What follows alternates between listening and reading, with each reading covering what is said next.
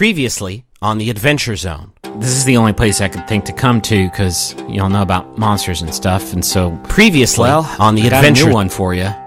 Something grabbed me, pulled me under.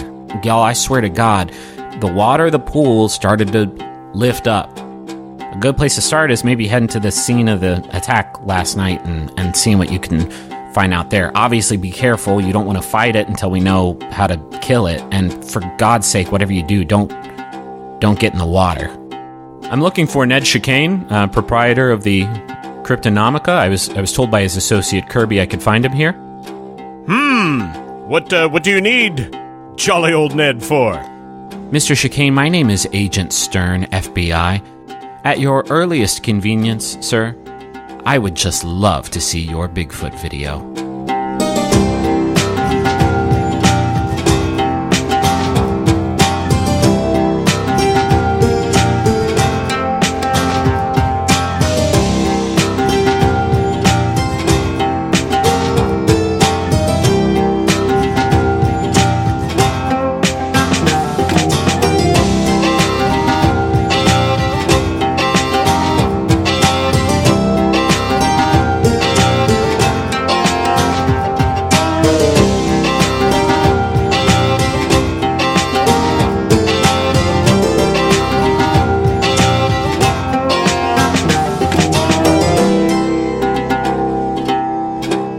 We fucked up. Well, I fucked up. I goofed. Listen, Griffin, when one of us fucks up, we all fuck up. Depending on how bad the fuck up was. I did a goofy bad job, and maybe we should start by sort of acknowledging that. Okay. The game's actually called Monster of the Geek. What? Yeah, I've been saying the name wrong this whole time. I don't think that's it, Griffin. No, okay, so there was a thing we should have done after the first arc that we didn't do, and really it's not my fault for fucking up because we didn't know that we were coming back to this at that point, and so anybody could have made this mistake, and so really I'm not in the wrong at all if you think about it. But you all think about it, you all should have more experience than you do have now. And before we get back into the action and the big climactic stuff that's happening, maybe we could resolve that first. We should also maybe talk about the fact that Travis and I are recording in the same room because he's in Austin and I fucking hate it. I don't care for this at all. Because he sort of embodies, he does a thing with his back where he kind of arches it as he records and he makes like a fantasy face. That's the only way I could describe it. I'm a fantasy kitty. He does like that. He says I'm a fantasy kitty a lot. Okay, so at the end of each session, the keeper will ask the following questions. Did we conclude the current mystery? Did we save someone from certain death or worse? Did we learn something new and important about the world? Did we learn something new and important about one of the hunters? We're supposed to do this after every time we play. Yes, and yes. Yeah, we're supposed to do this after every time we play, so the answers won't always be yes, but I think it would be, for the purposes of our podcast, a bit redundant if we did that after every time we played, so I think it makes more sense for us to just do it after every arc. So, did we conclude the current mystery? Yes. Yes. Did we save someone from certain death? Yes. Yeah. Yes. Yeah. A bunch of people. Pete's not dead. Folks ask about Pete. We just didn't get back to Pete, but Duck, he was in the bushes? Yeah, Duck definitely saved Pete with his action, so that's a yes. Did we learn something new and important about the world? Yes. Oh, yeah. Unequivocally, yes. And did we learn something new and important about one of the hunters? Yes. Yeah. If you get 1 or 2 yes answers, each hunter marks 1 experience. If you get 3 or 4, each hunter marks 2. So everybody mark 2 experience. Does that bring anybody up to 5? No. I think it brings me close. I think it brings me to 4. It does. It does bring me to 5. Awesome. So when you hit 5 experience, you get an improvement.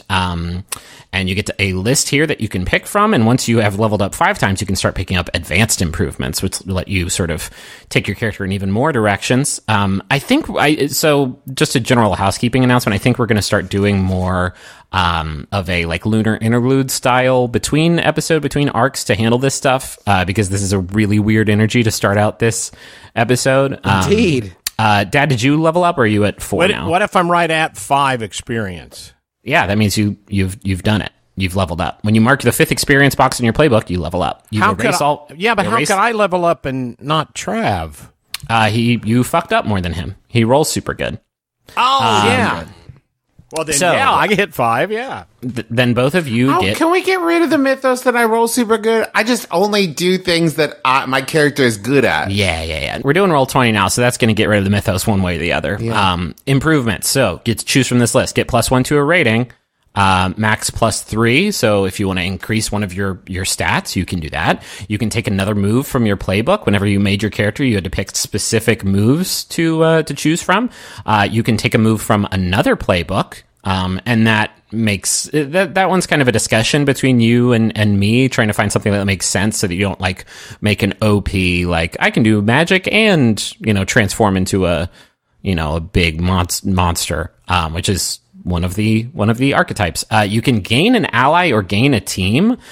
This is like a mechanical thing where you get an ally or a team who will then sort of be in your service, and you pick a different like type for them. Are they a subordinate that will follow your instructions? Are they a friend? Are they a bodyguard? Are they a confidant?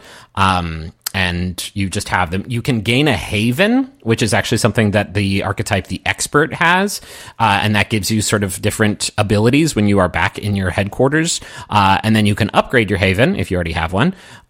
You have different things. Okay, so for Crooked, recover a big stash of money. So that would be one for Ned. Spell Slinger, you can take another combat magic pick. So maybe you will want to do that when you level up.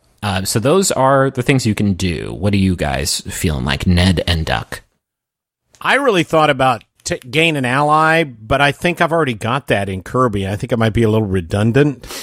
So what we could do is just make that official, because like before, Kirby was just an NPC in this world, and if you wanted to convince him to do something, you had to convince him to do something. If you choose gain an ally, gain a team, and you pick like what kind of ally you want him to be, then that's mechanical at that point. You don't have to like roll to convince him to do stuff. He will do stuff for you. So I don't think it's redundant. I think it codifies what is already there. That's what I'd like to do. I would like to have somebody on this podcast do what I tell them to do. So yeah, okay. Let's go with him. So you get to pick subordinate, lieutenant, friend, bodyguard, confidant, or backup. And those sort of add some flavor to like what Kirby's actually going to do for you. Also keep in mind that like Kirby at this point doesn't know about the pine card, doesn't know about the things you do. And so if you... And we have been sworn to secrecy. Yeah, so if you do this, then that's fine, but you have to find some way to like rectify that, whether that's like letting Kirby in. That is one thing you could do, or, whatever. No, I think subordinate. Okay, yeah. I'm just going to really lean into me telling him what to do. Okay, and so like mechanically now, if you need Kirby to do something, instead of having to like convince him to do it, he's just your guy. I got my claws in Kirby. Okay, ew, that's very good. Duck, what about you? Yeah, I'm picking up an additional point in tough. I know that's not very dramatic, but I feel like it is representative of the sort of off time that we've had, that makes sense to me. Okay. So that'll bring you up to +3 tough, right? So that just means you No, sir. +2 tough. Oh, okay. And Justin, if you want to make it more dramatic, people can picture like a Rocky style montage where he's like lifting ice blocks and like punching stone or whatever. I've never seen Rocky, but I assume he punches stone a lot. I know the idea of like he punches meat, sides of beef. Well, maybe he punches both, Dad. You can punch more than one thing. I know the idea of like the training montage is maybe a little bit rote for the purposes of our podcast, but what I really like about it in context of Duck is this idea of like Duck's abilities were maybe not his own for a bit. He just had these supernatural reflexes and could take a hit and stuff. And the training in his last episode was him actually trying to take some of the responsibility of that on himself. And I think that this is a smart choice for like making that mechanical. Okay, that is how improvements work. We're going to start doing these in Lunar Interlude style episodes. But for now, let's get back into the action. So at the end of the previous episode, Agent Stern from the FBI came into Amnesty Lodge and introduced himself, asking to see the Bigfoot video. Daniel Stern and his partner, Agent Pesci. So that is where we find you. That's where us finds us. The last line there, my name is Agent Stern, FBI. At your earliest convenience, Mr. Chicane, I would just love to see the Bigfoot video. All you have to do is go to the Cryptonomicon with me, and you can watch the video there. Is it Cryptonomicon or Cryptonomica? I don't know. Cryptonomica! What a great what start. Our merch says. Yeah. We got merch? He says, oh, no, I know. I stopped by. Your associate, Kirby, suggested that there might be more of the video than what you're actually showing at the on the floor in your establishment. Also, I'd like to sort of talk to you about the details of how you acquired such a remarkable video. Well, of course you would. It's pretty breathtaking, isn't it? One second, Ned. Could you show us like any kind of ID or anything to back up this whole an agent? I have thing? my driver's license. No, Ned, what was it? Not you. Oh, sorry. Agent Stern looks kind of sheepish for a second, and he's like, "Oh God, of course. I'm sorry. What am I thinking?" And he reaches into his jacket. Slow. And, what are you slow? Aubrey has had minor like juvie run-ins with law enforcement in the past. She is distrusting. He reaches into his breast pocket and he pulls out a badge and like one of those little nice leather badge holders, whatever they call them, and opens it up to reveal a authentic looking ID badge that lists his name. Should I roll to check for psychic paper? I guess if you want to. Well, what would a roll be where I could like determine? It's not psychic paper. I don't want you to. But if it seems legit or not, maybe read a bad situation. Yeah, I'm just gonna roll and we'll see how it goes. Oh, super good. I rolled a 10. Okay, it's not psychic paper. I know that's not psychic, but does this seem legit? Yeah, it looks very legit. I mean, I don't know if you've ever seen an FBI badge before, but it definitely, for sure that this guy is on the level. His badge says he works for the FBI. There's the cool FBI seal there. Aubrey has watched a lot of X-Files, so yes. Most of her FBI knowledge is from that. The badge actually says the words underneath his sort of FBI designation. It says unexplained phenomena, and he says it's all right there. This it's actually expiring soon. My birthday's coming up, so I need to get this reauthorized. But yeah, I am a federal agent. I'm actually I work for a team called a small task force called UP. Unexplained phenomena. Myself, I have been researching, for some time now, several disappearances that have been attributed to, and this is going to sound silly, and I understand you wanting to check my credentials because it probably sounds kind of goofy, but they are attributed to the Sasquatch. And when he says that, Barclay, who is sort of standing in this scene with he's collecting the cups of tea that you all were drinking on a tray. He like tips the tray over and they all smash down to the ground. And he quickly cleans it up and leaves the room. And he says, the video that you, put up online, Ned, it looks remarkably similar to other video sightings that I've been researching for some time associated with these disappearances. And so I know it's kind of a long shot, but I just want to hear more about it. We don't have to talk today. I know you seem to be in the middle of a conversation here, so maybe we could circle back tomorrow, back at your shop, or sometime later this week, whatever works for you. Well, of course, friend Stern. He smiles. I do like how over time Ned's character voice is kind of evolving into like Robin Hood a little bit. Mm-hmm. Yes, Yoink! friends. Yoinks and away, friend Stern. He smiles when you agree to that and puts his badge away. And he takes a look around Amnesty Lodge, the lobby that you all are standing in again. And he says, say, I actually just arrived in Kepler. It's a beautiful town. The pines are gorgeous this time of year. I'm new to the area. They're evergreen. They're gorgeous pretty much all year. I see. Well, I'm new in town and I don't actually have a place to stay yet. This establishment seems very nice. I was wondering if there's a room available. You don't want to stay here. Bed bugs. You have. I don't. Listen. If I could afford a better place than this, I would. This is a real flea bag. You don't. This is going to be a roll, because this is a nice place that doesn't have bed bugs. I think this is going to be a manipulate someone. When you have given them a reason, tell them what you want them to do, and roll plus charm. The reason is bed bugs, and what you want them to do is not stay here. I got 5 plus 1. It's a 6. Mark experience. Hey, you leveled up. Yeah, I leveled up. Maybe decide which improvement you want on your own time and let me know. Oh, I see. Everybody else what it is. Yeah, I mean, you can do it while we're playing here. So on a miss, I get to make a hard move, and the hard move I say is, a few bed bugs don't scare me. I actually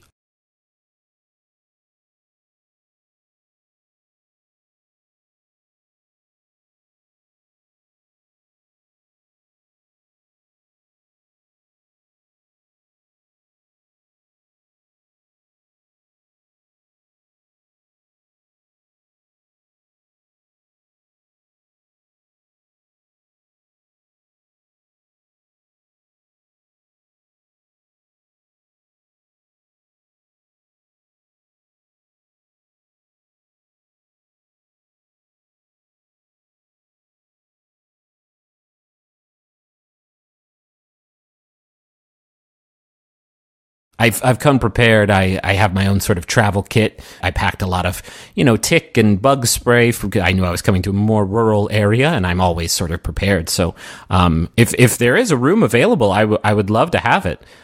And I think Barclay's back and doesn't really know what to say. And he says, yeah, okay, we'll get you checked in and get you a nice room, I guess. And he smiles and says, I'm going to continue sort of my search around the general area, sort of familiarize myself with the town, but I will be back this evening and we can set up the room. Thank you so much. Ned, tomorrow, just let me know what time works for you. Yeah, right. Got it. Mm-hmm. Real quick, I have picked Third Eye. Ooh, what's that? Because Third Eye, when you read a bad situation, you can open your third eye for a moment to take in extra information. Take plus 1 hold on any result of 7 or more. Plus, you can see invisible things. Oh. On a miss, you may still get 1 hold, but you're exposed to supernatural danger. Unfiltered reality is tough on the mind. I love that. That's very cool. I feel like it fits in, like, of her learning about magic and getting in touch with her own, like, kind of magic I like that. powers. That's a cool development. Okay, go ahead and mark that down. And everybody should be at 0 experience at this point. Okay, and so Agent Stern turns on his heels and walks out the door, and Barclay puts his head in his hands and says, "Oh shit. Oh shit, this is going to make things real hard, y'all." Well, as certainly people have come looking for you before, I have to assume, right? I mean, it's not just me. This place is full of werewolves and vampires and ghouls and stuff. It's going to be tough to keep that under wraps with the feds literally under our noses. It sounds like he's pretty Squatch focused, though, wouldn't you say? He says, "Yeah, I guess as long as I keep this on," and he motions to his bracelet and says, I guess I can keep it on until he takes off. It gets a little stinky inside the... Listen, Barclay, here's what you do. We'll take care of this. If he starts asking questions about, sightings or anything like that, just have everyone at the lodge laugh it off, right? Really play up the, this is a tourist trap thing, and we staged it. This is Kepler's whole thing. Make jokes about the Loch Ness Monster, that kind of thing. Really, make it seem as absurd as possible. Don't let anyone answer seriously. Okay, yeah, that's good advice. I'll make sure to get the word out, and make sure that everybody keeps their illusions up. And Side again, note, Loch Ness Monster, is that anything? Do you guys know anything about that? I mean, I've never seen them. It doesn't mean that they're not here. And again, just one more time, Ned, thank you for posting that very cool video on the internet. I sure do appreciate all the cool stuff that's happened because of that, of me fighting the Bobcat. It was really a really, really, really cool thing to have happened. I remember that. That was the time I saved your damn life, right? When I pulled up and knocked the monster off of you and let you have a ride back to the lodge. Remember that part of it, Barclay? Okay, square. All right, we got to get moving. I don't know when this water monster showed up, and I don't know how long they're going to stick around. So time's of the essence, but now we're on double super spy level of discretion. So head to the pool. To the pool! Yeah, to the pool. Just I thought that would be where the scene ended. No, not quite yet. The pool! Okay. And you go to the pool. Maybe there's some kind of transition here. Yeah, do you take Ned's car? With a spinning pine guard patch, Maybe it's the hubcap of the Continental. Oh yeah, and it's a spinning pine guard patch, and then it fades into the wheel. Oh, that's fucking great, yeah. Travis. This is why we should always record. I know this energy is electrifying. I can feel it. So the three of you arrive at Kepler High. And I think I forget if we established this in the first episode of this arc, but I think it's Saturday. So the whole front parking lot is as empty as you would expect it to be. Except for a couple cars for some kids that were in detention. And maybe they learned a little bit about each other, and themselves. One kid's kind of like a punk, and one kid's kind of a nerd, and one kid's kind of a jock. One of the cars has a bumper sticker on the back that said, "I duct taped a kid's butt cheeks together." Uh-huh. That's still the most buck wild thing, right? And I think it's super glue. Actually, is it super glue? I don't know. Anyway, he adhered a kid's butt cheeks together. Yes, somehow. through some means, magical or otherwise. So this school, Kepler High, it's a pretty humble building. Its student body is around like 800. Duck, did you go here? Yeah, absolutely. Okay, so you have a little bit of familiarity with the building. Is it weird seeing the school in the same way that like it's always weird to go back to a school that you went to when you're a big grown-up? I don't think Duck has really had much reason to come back here. You know, it's not like this is patrolling this as part of his route. That really wouldn't make much sense. I don't think he's been back for a good long time. What kind of social group did you fall into? What were you? Were you an Estevez? Were you a Hirsch? Were you a Ringwald? Were you a Sheedy? God, what kind of high school kid was Doug? Were you a greaser? A wastoid? Were you a T-bird? Maybe you were a T-bird. A real Bueller? No, he was a bad boy. Like a Bueller bad boy or like a Hirsch bad boy? No, he was kind of a burnout. All right. That feels right to me. You know, I think we keep saying Judd Hirsch. I think it's Judd Nelson, isn't it? Oh, yeah, Judd Hirsch would be a wild... I love Judd It'd be a wild casting choice. Okay, so you were kind of a wastoid, and then you discover the beauty of the pines and lived. No, he just wanted to. He hid in the pines. I mean, I think it feeds into like he wasn't somebody with an abiding love of the world. He wasn't somebody with a call to duty. Like he wasn't somebody who thought he was headed for big things. I think he would just like smoke cigarettes in the woods. Smoke cigarettes and fucking not in the woods. Like he wouldn't have gone to the woods. He just kind of like wanted to play Tony Hawk and hang out. Cool, I dig it. Now he just vapes 24/7. Now he just vapes constantly. Which of our characters vape? He's got a magic vape that can talk to him. Also, it's a separate from Beacon.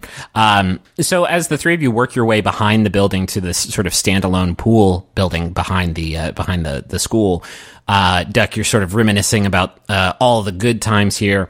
But the three of you are a bit shaken as you turn the corner and you see the standalone pool facility, which has its own parking lot attached to an access road that winds around the campus.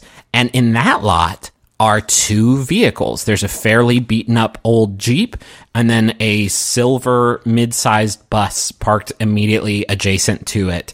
And there's some belongings that are sort of scattered inside the bus. You can see through the windows, and from within the double doors leading into the pool building, you can hear a woman shouting. What do you do? Aubrey takes off running for the building. Can I do that as I read a bad situation? Yeah, I think that would be good. Oh, wait. Roll 20, baby. +1 is 11.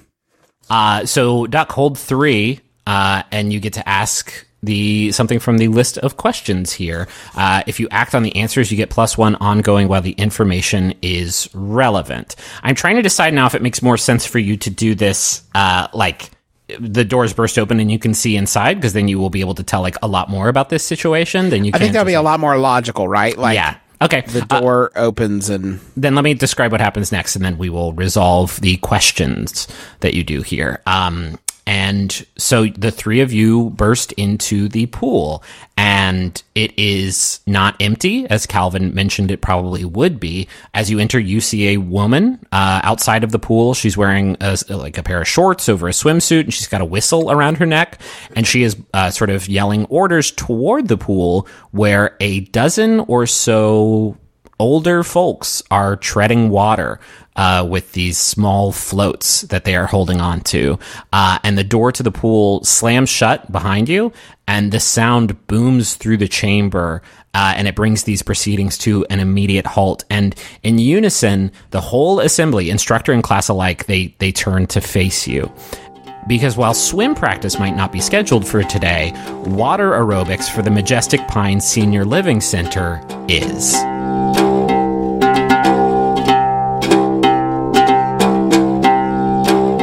Hey everybody, this is Griffin McElroy, your Dungeon Master, your best friend, and your big old boy. Thanks for listening to episode 7 of the Adventure Zone Amnesty. Had to think about it there for a second, and I hope you enjoyed it, and thank you all so much for all of your support during the Max Fun Drive. You all came out and absolutely crushed it, and we are so grateful that you all chose to show your support for our show. It means a whole heck of a lot. Sorry to cuss.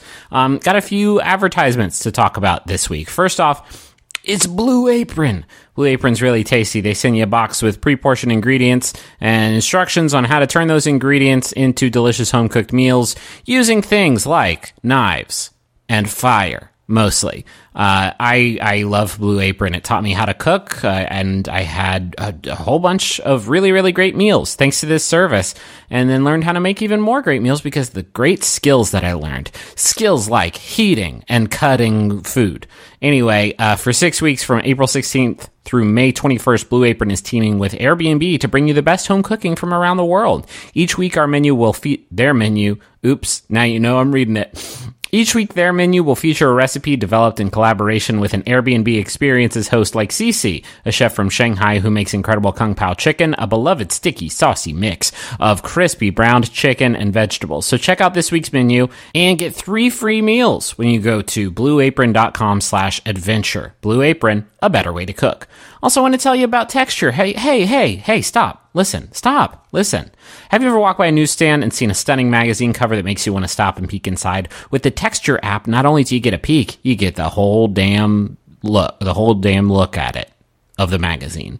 Plus, unlimited access to over 200 additional premium titles like Time, The Atlantic, The New Yorker, and Wired. And right now, you can try Texture for free. Just imagine having your favorite magazines and their back issues anytime, anywhere. To start your Texture free trial, go to texture.com/adventure.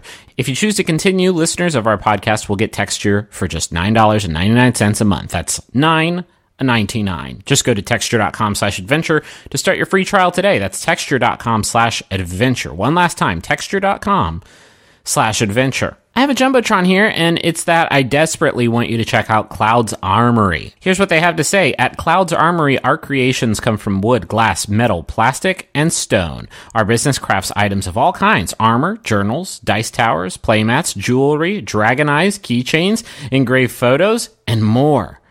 I don't know why they included and more. That's literally every object. The best part is that they're all customizable. And if there is something you want but don't see on our site, contact us and we'll find a way to create it and quote you a price. Enter the promo code TAZ, that's T-A-Z, or mention this ad in your custom order for 15% off your purchase. Just browse their goods at cloudsarmory.com, and if you want a custom designed item, just use their contact form and they'll make your fantasy come alive. All my fantasies? Because I got one that involves me on a rocket ship with my best friend. I couldn't think of anybody. Do I not have friends? Uh-oh. I also want to tell you all about Dames and Dragons, and I'm going to do so by reading this thing that they wrote. Do you want to experience the magic of Dungeons and Dragons, but you've made an oath to never speak to another human being? Do you want to watch a classic fantasy series, but can't stand the sight of human faces? Do you want to experience the genuine camaraderie of over 10 years of friendship with only your ears? Then listen to Dames and Dragons, a D&D 5e actual play podcast featuring an all-lady cast, the power of friendship, and primo dump humor. You got me. It's got to be rich with dump humor because you got me even with that teaser. Find it wherever podcasts are sold. And that means, Brookstone, I think, sells podcasts. I saw some at the checkout aisle at H-E-B, so check your grocery store. And then also probably like iTunes and the internet. Thank you so much for tweeting about the show using the ZoneCast hashtag. It really means a lot when you spread the word like that. Most of our listenership comes from word of mouth. And so if you have a friend who you think might be interested in the story that we're telling, go ahead and tell them, and you use the hashtag TheZoneCast if you're using Twitter, and you might end up as a character on the show. So that's still great, and you're still great. And thank you to Maximum Fun. Maximum Fun's still great. This is just a quick checkup on things that are still great. You can go to MaximumFun.org and check out all the great podcasts there. They're all for free, and they're all shows that you're just going to adore. Shows like Tights and Fights and The Greatest Generation and Stop Podcasting Yourself and Lady to Lady and so many more at MaximumFun.org. And if you want to hear other stuff that we do, you can go to McElroyShows.com. We're also we've got some tickets available for the book tour that we are doing for the Adventure Zone graphic novel. You can pre-order that now at theadventurezonecomic.com. And if you want to come to our book tour, there are still some tickets available. We're doing a few stops across the U.S. I know there's still tickets in Cincinnati, Ohio, where we're going to be speaking at the Taft. And I think a couple other ones, but yeah, you can find tickets to those at McElroyShows.com/tours. And while you're there, you can also grab tickets to some other live shows that we're doing for Mabim Bam and for Taz. So all of that at McElroyShows.com/tours. That is it for the advertisements for this week. Again, this is going to be the last of our weekly episodes. We are now getting back into our regular bi-weekly groove. We hope you enjoyed this non-stop stream, but we need to take a breath and live our lives again. So we will be back in 2 weeks on May 3rd. So we'll be back with the next episode of the Adventure Zone Amnesty then. Talk to you then. Bye!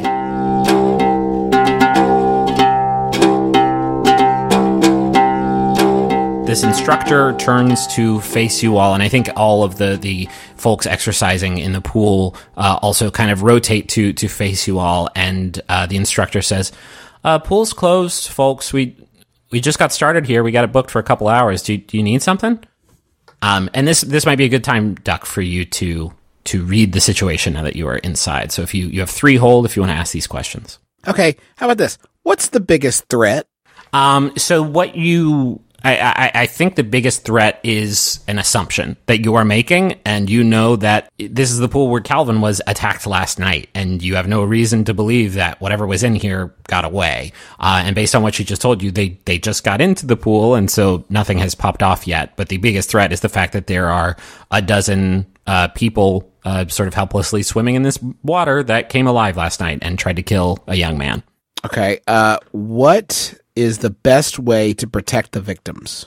The best way to protect everybody in this room is to get them out of the pool and ideally out of the building so that they don't, see a big water monster, assuming it rears its head. There's a lot of things about this situation that could break very bad for them, and there's a lot of ways that it could also sort of break very bad for the secrecy of the Pine Guards mission. Okay.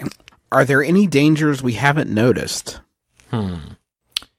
Duck, I think you're a bit startled as you come in and you see that there are, oh shit, there's people in here. But you catch out of the corner of your eye in the center of the pool, right above the drain where nobody's really swimming and exercising. They're all kind of up against the wall where the instructor is standing. You see a single large bubble come up from the drain and hit the surface of the pool and pop. And it goes blah, blah, blah, blah. It goes blah, blah, blah, a spooky bubble. Okay. That is what you notice. So if you act on the answers, you get +1 ongoing while the information is relevant. I have an idea. Okay. Ned's going to go over and speak to the instructor. Okay. I mean, you're all sort of standing right, and like you are all sort of engaged in conversation with her. How do you do? My name is Ned Chicane. You may know me from my local establishment, the Cryptonomica. And your name is? My name is Hannah. Hannah. Named after Hannah Searson on Twitter. Thank you. My mother's name was Hannah Searson. That is such a coincidence.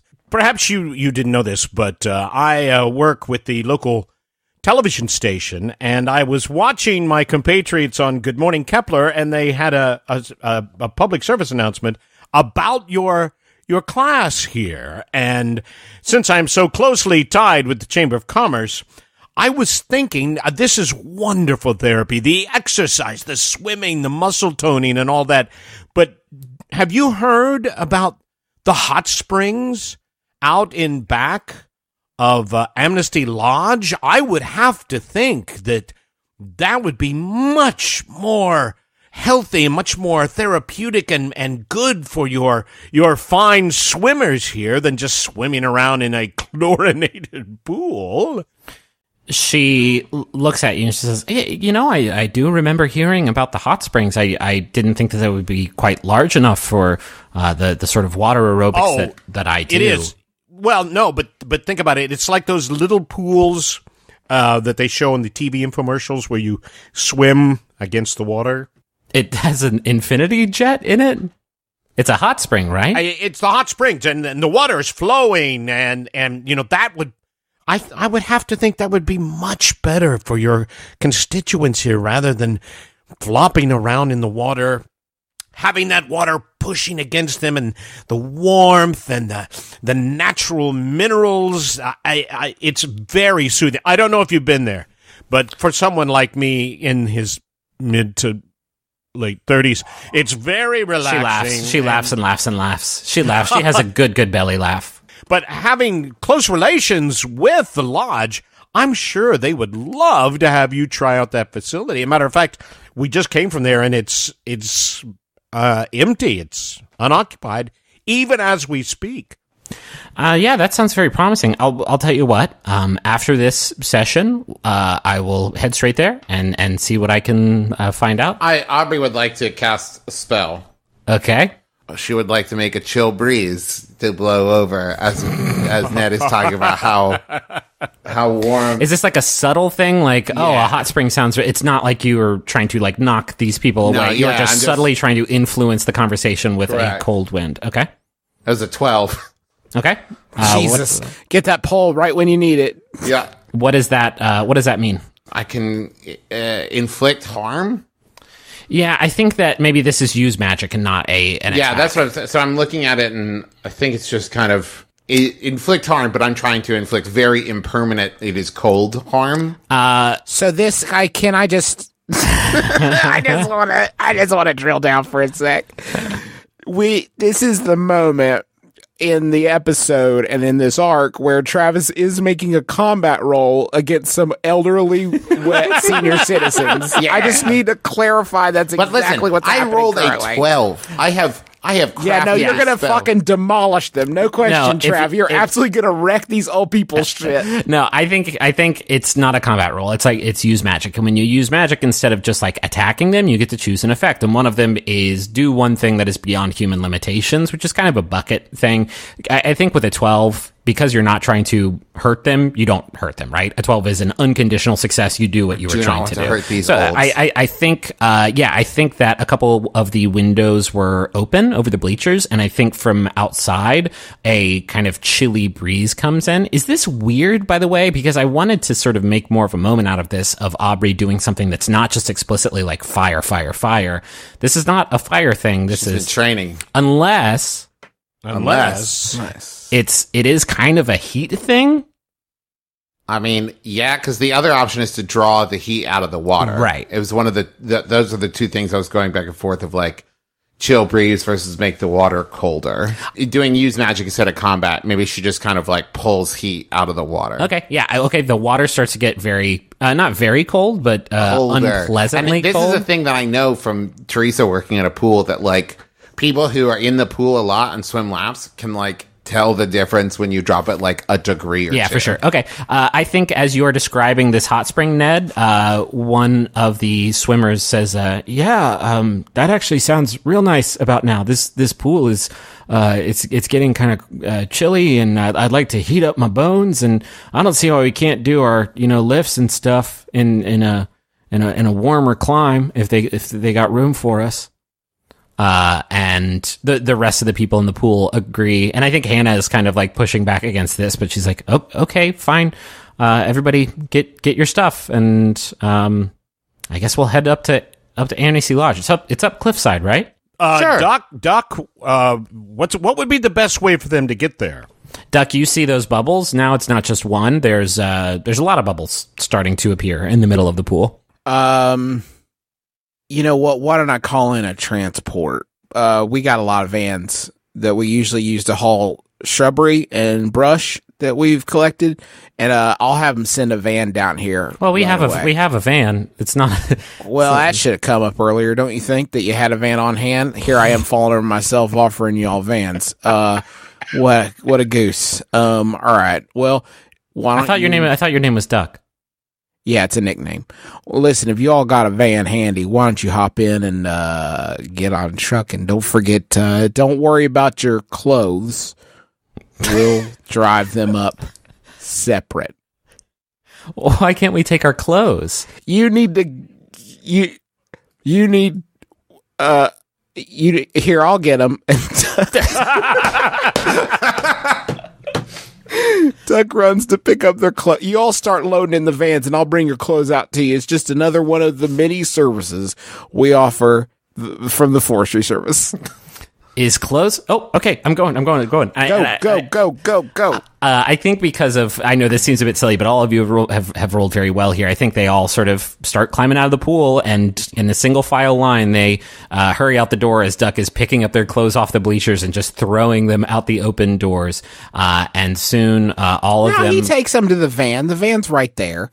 Okay. He throws them in the van. As he's doing this transport, everybody's outside. You and Ned see the bubbles getting faster and faster, and then they stop. And Duck, you finish taking all of their stuff out to the car, and you hear the engines kick on and drive off, and the doors close behind you. And now you are all together, and the water is motionless just for a moment. And then a ripple extends from the center of the pool.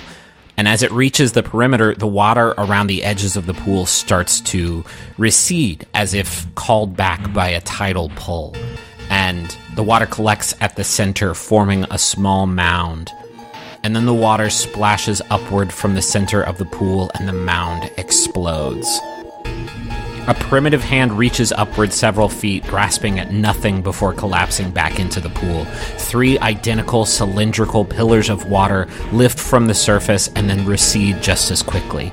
2 waves form at either end of the pool and splash together, hanging there for just a moment before dropping. The water takes several shapes quickly before settling on one. A tendril reaches upward from the center of the pool, writhing about, throwing water all around the room before standing perfectly straight up 10 feet into the air. Well, Dunk, read a bad situation, please. Okay. I think this is probably a more reasonable time for you to do that. I go ahead and draw beacon, by the way. Yeah, roll a 9 plus 1, 10. Okay. Go ahead and ask your questions. This is the thing, because a lot of these are very straightforward. Like, what's the biggest threat? Probably that big water tendril. Yeah. I'm going to say what's most vulnerable to me. I think with that, I can tell you, do not get in that water. You know that what is vulnerable to you is, like, your breath. And you... No, I mean, I think it means, like, what's vulnerable to me to attack. To attack. Yeah, that's tough. That's tough for me to describe to you. I think that you... logically know that, like, the water in the tendril is the thinnest. You can't, like, shoot something into the pool, right? Well, let me start with then my magic eye. Okay. Which is actually third eye. Magic eye is the posters. Yeah, you blur your eyes, you get it real close to the water, and sort of the shape starts to take. What does that look like to you? Describe what the third eye. Well, I would. I envision it. So there's a thing in the Dresden Files, so they talk about wizard sight, and I always imagined it kind of like if you switched over to the negative, you know, like in a photo, except in the negative, I could see the things. I like that. So like inverse color sort of thing. Okay. Yeah, that's neat. You see, I think even with your third eye, you see faintly, not in the tendril, but actually in the water, under the tendril, several feet deep in the water, you see that yellow light that Calvin described yesterday. And you are the only one that can see it. Ned and Duck, you just see the pool and you just see the tendril. But with your magic sight, you see this shape in the water. And then if you are asking what is most vulnerable to you, it's whatever that thing is. Okay, so next question, what's the best way out? Either the door or the windows over the bleachers. Okay, you have one more, I think, if you want to start backing towards the doors. What's the best way to protect the victims? Which I guess are us. The 3 of you. I mean, the best way to protect the victims is to not get in the water and get as far away from this thing as is possible. But I mean, you also know that, like, you're going to have to fight this thing eventually. And so whatever you can learn, Okay. So, Aubrey, after sort of reading it, that tendril, which was sort of poking straight up before, it kind of bends and crooks towards the middle and sort of almost like it looks in your direction, like it is eyeing the three of you, still in the middle of the pool, still like a little bit of a ways away from you, but it seems to have noticed you. Ned, what are you up to? Ned climbs the high dive, starts up the ladder, climbs up the high dive. Okay. Gonna hit him with a foon. Ostensibly to get away from whatever's going on, but I think he's going up there to get a higher perspective, that maybe looking down on it visually, that it'll tell him more about the situation than being on eye level with it. Okay, I don't think it's like a super high dive, because that to me seems like weird pacing, like, oh no, let me climb this ladder for 30 seconds. But I think it definitely puts you at eye level, and you are on this high dive. And it sounds like investigate a mystery, right? Which is less, I know it seems like that's all you guys are doing right now, but that's kind of... We know nothing. Right, this is sort of a research gathering mission, and investigate a mystery is more about like what the monster is and not what immediate danger you all are in. So I rolled a 9 plus 2 for these sharp. Fucking rolls. You guys are killing it. Hopefully, when you actually fight this thing, you guys will fuck up a bunch. That's my dream. What sort of creature is it? Here's what this is one of those situations where like the answer is so obvious that I won't charge you one of the hold two, because I think you can't see what Aubrey sees. What sort of creature it is shape-shifting water. And it's taking a different shape than the one that Calvin described yesterday, so you assume that it's got a few tricks up its sleeve. But what sort of creature it is a big shape-shifting water monster, but I won't charge you a hold for that because that's sort of obvious. All right, then what can it do? Okay, I think the way that we resolve this is the tendril notices you climb up the high dive and get on eye level with you, and the tendril starts to move in your direction, like not just the tip of the tendril, but like the shape itself, the base of it moves across the surface of the water. So it seems to be able to move around to do whatever it wants to do. I've got it, you guys. Old people in a pool. Energy in the pool. This is a cocoon situation. Cocoon. We've got a cocoon situation. We have got a full-blown cocoon. You have one more question, Ned. Well, if it's zooming at me, I'm going to want to know what can hurt it. You get the impression, getting an eye full of this tendril right now, you still don't know what this monster is, right? But you know that if you can sever this tendril, if you can sever this aquatic tentacle, it will go away. That doesn't necessarily mean you've killed the beast or whatever, but you get the idea that, you know, the water is thinner here on the tendril than it is at the base of the pool. So if you sever it, it will resolve this situation. And with your questions asked, this thing is now moving towards you. Now the tip of it is moving towards you at speed. Looking like it actually kind of goes around the side of you, almost like it wants to grab you. That is a soft move of me setting up future danger. What do you do? So it's moving at me at speed. I want to take Justin's suggestion from earlier and do a foon. Oh no, the foon, the dreaded foon. I want a foon into the pool. I'm not going to have time to get down the ladder, probably. So many childhood summer days have been wrecked by the power of the foon. My worry has now pivoted. I'm no longer concerned for my dad's imaginary character. I'm now concerned for this poor tendril getting ready to get its shop wrecked. Can you explain what a foon is? A foon is a dive invented by my cousin Tom Neal. That it's, imagine a jackknife, but you do the jackknife and you don't unfold, so that you get all the worst elements of a belly flop, but even more, because it impacts all of your body. And so it's short for typhoon, correct? Punishment for other people in the pool, but mostly a way that one might, I don't know, give penance for something terrible they've done. The least pleasing way of entering a body of water. It is, and it might disrupt the surface tension a bit. Okay, right. I like this. So go ahead and act under pressure, it sounds like. You roll plus cool, because you are in a pressured situation. I like the instinct that, like, oh shit, I can't get back down that ladder fast enough. This thing's going to get me. May as well charge right into it. Okay. As you do a cool dive. You are kidding me. 12 plus 1 cool. 13. That's not just a foon, that's a foon. So this kills the creature. Yeah, they die. Okay, here's what happens. You realize you're not going to make it down that ladder, and you turn and do a foon off the edge of the diving board. A full spring. The diving board makes that satisfying, like, noise. And Aubrey and Duck, from the ground level, you see Ned's imposing form launch off the end of the diving board. And as you are going down, the path of your foon actually cuts through the tendril, and the force, the pure like inertia of your maneuver here, it cuts through the tendril and severs it from the pool itself. And as it does, the water that was forming this tendril loses its shape and sort of just falls harmlessly down onto the floor. And Aubrey and Duck, you probably get splashed a little bit by this as the water falls and hits the water. Ned, you kill the tendril, but you are now inside the water. You splash down into the pool, and as you do, and you are now submerged a few feet under the water, your face is illuminated by this yellow light as you are now just right up against it. Now that you are like right up against it, you can see it. And that is what has happened. And then I think you also, like, you were prepared for this. Full disclosure, there's got to be some damage done. I'm telling you, a good foon hurts.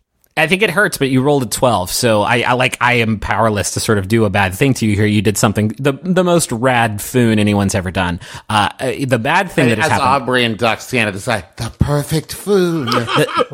I've always heard tale of it, but I never thought I'd see it with my own eyes. So something bad did happen. This is exactly how he would want to die.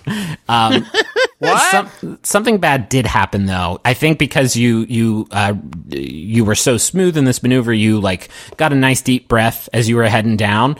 So you are not sort of being actively damaged or whatever, but you feel that same tug that Calvin felt, actually far more powerful. Ned and Aubrey from above the pool, you see Ned being kind of yanked around the deep end of the pool. Like, by his feet, you see him just sort of zooming around the water as Ned, you are being pulled all around the water. You had a nice deep breath, so you are not being damaged by this, but this thing's got a hold on you now, and you are its plaything now inside the pool.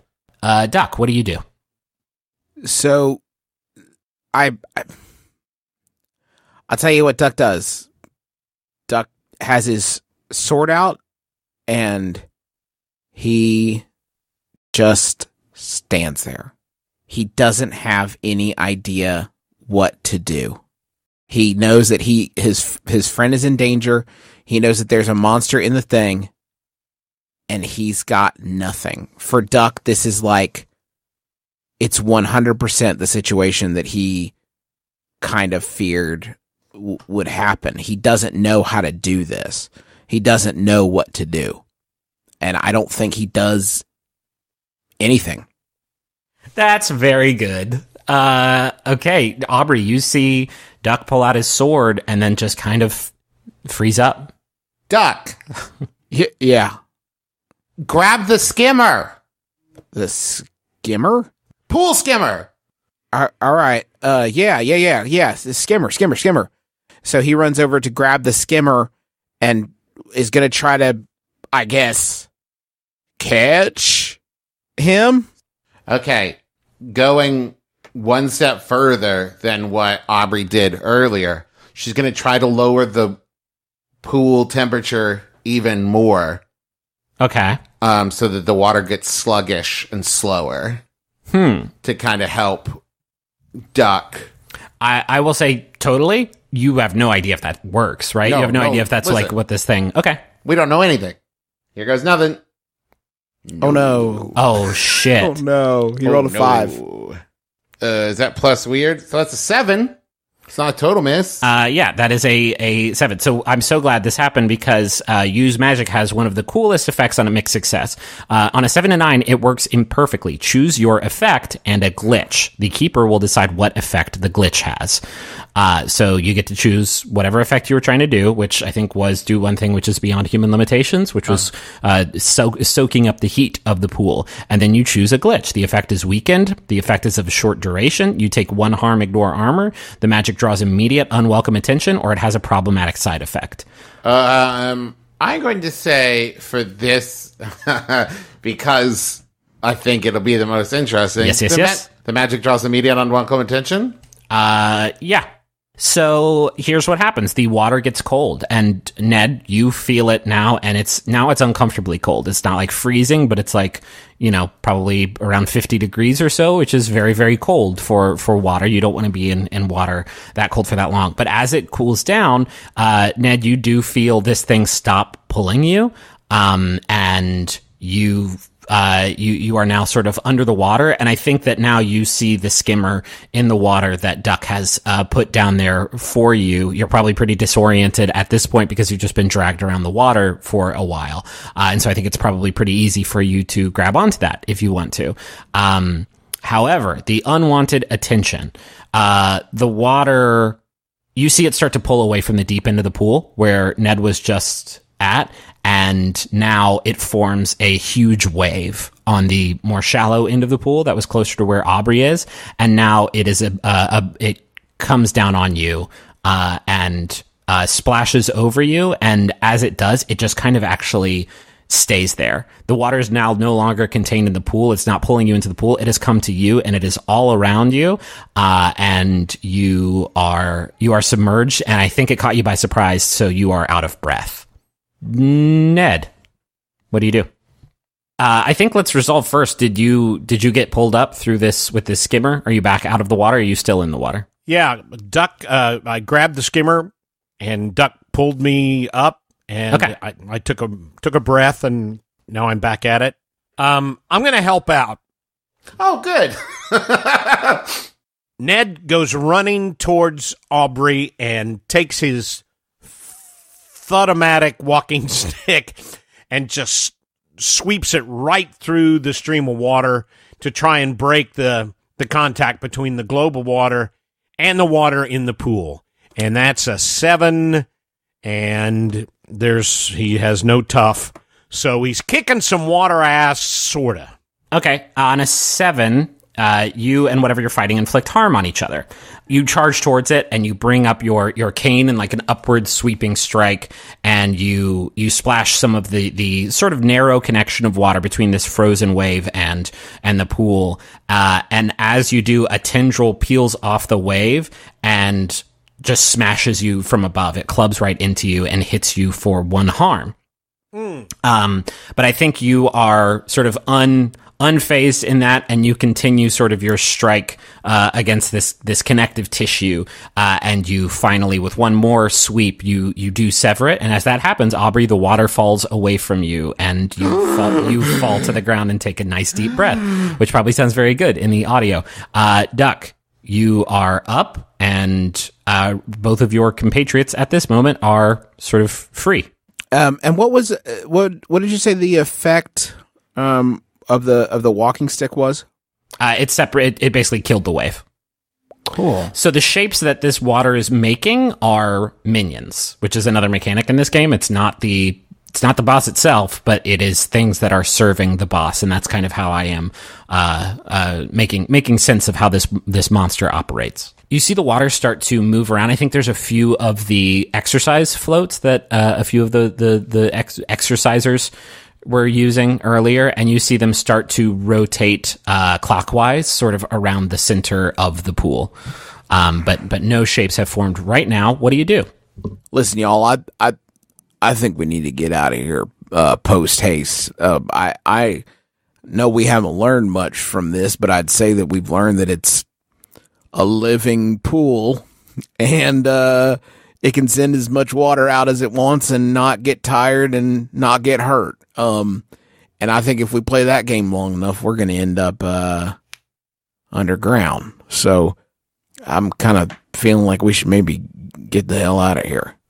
I think as you say that, the water, the water starts to pick up its sort of spiral, and now a full blown whirlpool is forming in the center of the pool. Yeah, you know what? Yep. So what do y'all do? Run away! Yeah, we run. We're gone. Okay, you all run towards the door, and right as you reach it, you hear a sickening kind of gurgling noise as that whirlpool closes up, and as it does, the pool stands completely still. And Aubrey, I think with your third eye magic, still sort of traces of it still functioning, you can tell that this light that was in the water is now just gone. Huh. Well, I've got good news and potentially bad news. Well, why don't you hit me with the good news first? You okay? Good news is, I think we're safe from the time being because whatever was in that pool seems to be gone. All right, mission accomplished. Well, good work, Pine Guard, huh? Then we've got the bad news. Which is? The bad news is, I think maybe it went into, all the water, like in town. I think it's not just confined to the pool. Well, fuck.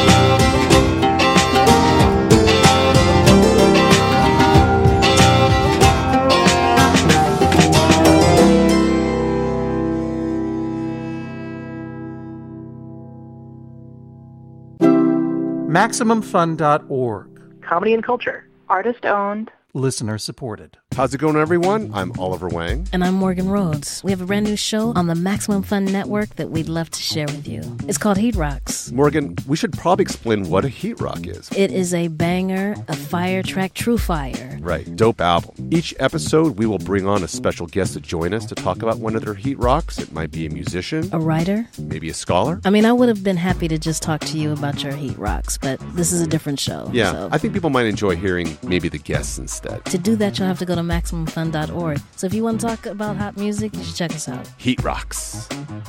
Are you tired of trying to keep up with the news cycle? Is bad stuff happening too fast for you to process? Don't you wish there was an easy way to find out about only the most